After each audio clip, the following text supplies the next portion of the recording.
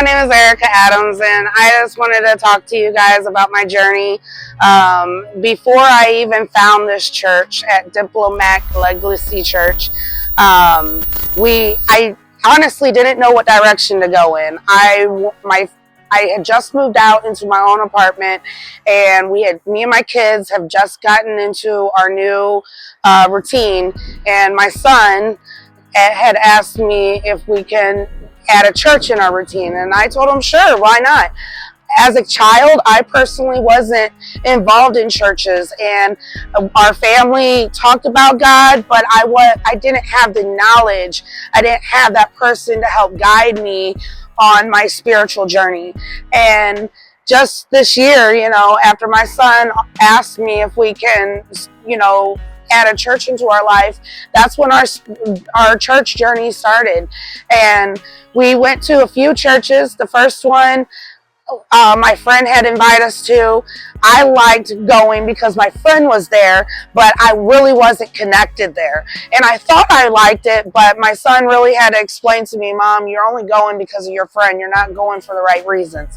So we went to the next church, and the next church was cool and all, but it was just really big and overwhelming. And I didn't feel the personalism. It was beautiful, it was laid out real beautiful, but at the same time, I just wasn't connected there. So we kept searching, and God brought us upon Diplomatic Legacy Church. And since then, our journey has been amazing. Our first experience, we walked in as a new family, and we sat down and did a service. We liked it. It was very welcoming, like the pastor and the ministry and the pastor's wife, the first lady, they all greeted us with love and compassion and welcoming us to their church. It was an overwhelming, beautiful feeling, if that makes sense. And then after that, we tried the Bible study. It was the Sunday, and then we just like, okay, let's try the Bible study. Let's see how this goes. And since our first time here, we have not missed a service, never left, not going to a different church, because we love it here so much. And I really respect the people in it, because before I was having a hard time finding a church, being a part of something, when I saw people that I knew that were going to church, but then they were sinning through the week, and it just rubbed me the wrong way. There was some churches I've been to in the past that told me they didn't accept me because I had mixed children. There was some churches in the past that told me I couldn't go because I wasn't given enough. And I just took a break from churches for a while because I was just so discouraged. I just felt like at that point that a church was just a business, and it really, I really wasn't seeing churches about what they're supposed to be about. Well, that's not necessarily true, because God brought me to this church, and in the very beginning, I was skeptical. I wasn't sure if this was the right one or not, but I asked God for not for forgiveness, but I asked God for guidance, and He guided me here, and He told me this is going to be my home. I didn't understand how I was feeling in my heart, because I was just like, I never had a home in a church before, so I didn't know what to expect. But as my journey goes on, my faith is getting stronger. Back in 2024, 2 days before Thanksgiving, I was in a car accident, and I honestly thought I was gonna die, and I didn't see the car stop.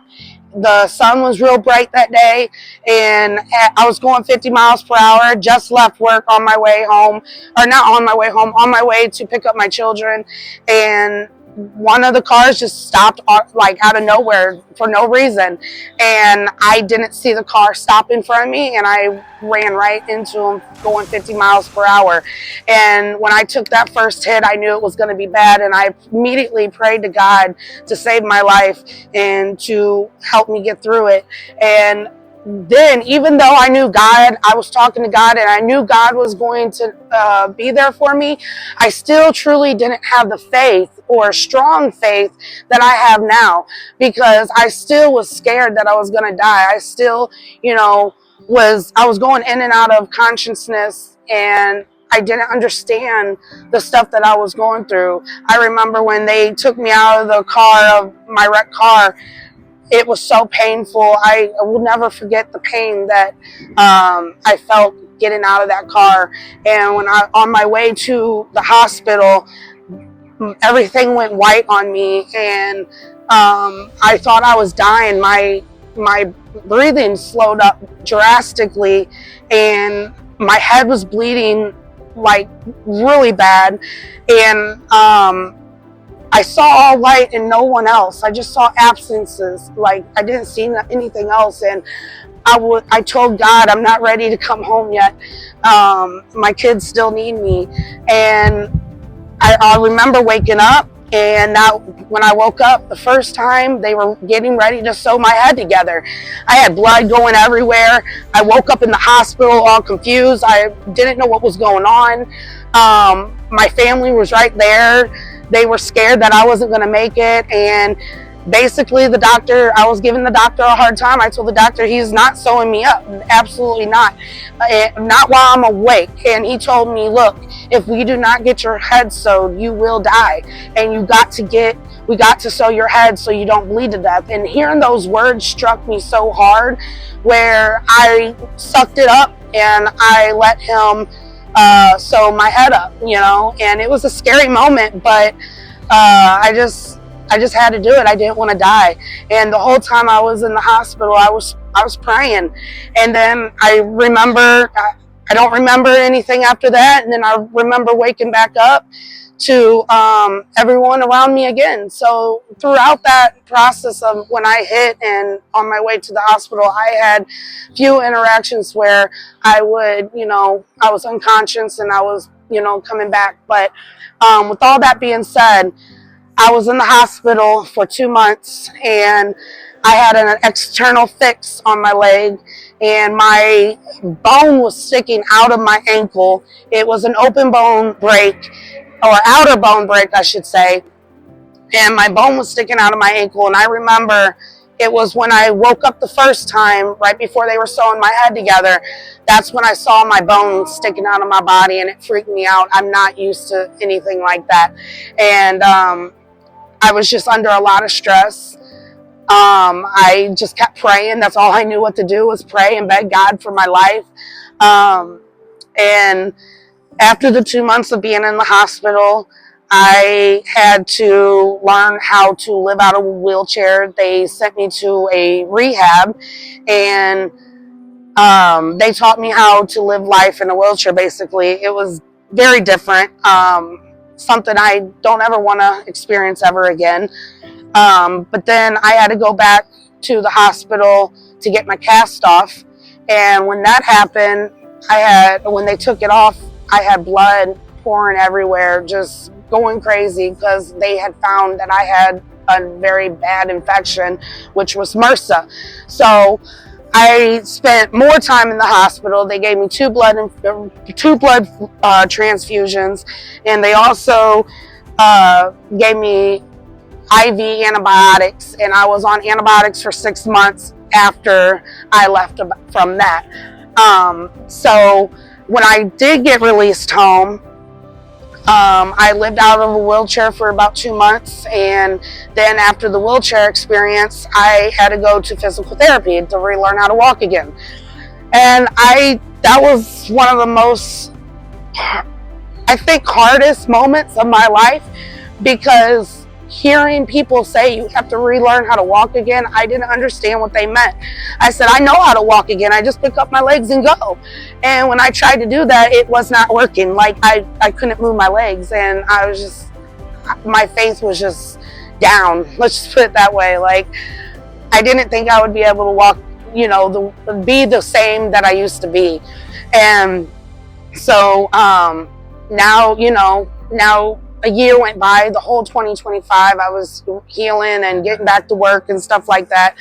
And just last Wednesday, since the first time since my accident, I was at Bible study, and God kept telling me, after Bible study, try to run, see if you can do it.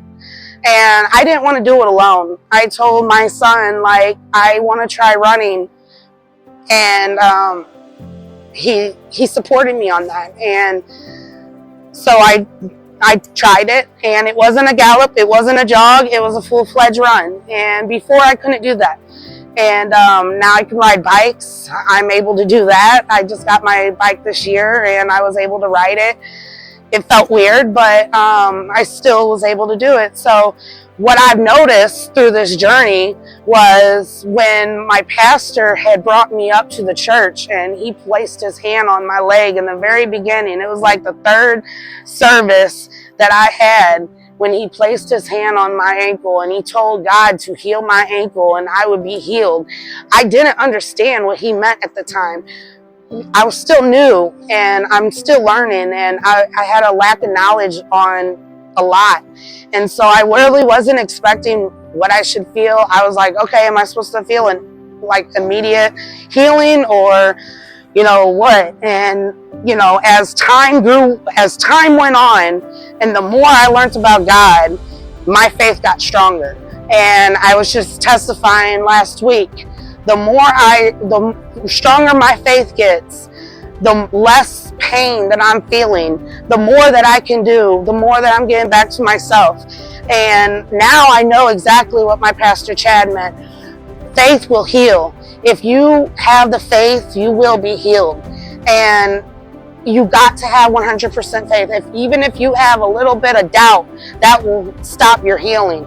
So I pray and I encourage whoever is watching this to take Jesus into their life, accept him as your Savior, and have faith that he will heal you. If you have anything that you need to be healed from, he will do it. God just showed me that this week when I was able to run again. So I just wanted to share my testimony and my experience. If you guys don't know nothing about this church, I advise you to come now, very quickly, in Lake St. Louis. It's a beautiful church, wonderful, awesome people in it, and you will get the right guidance on your spiritual journey.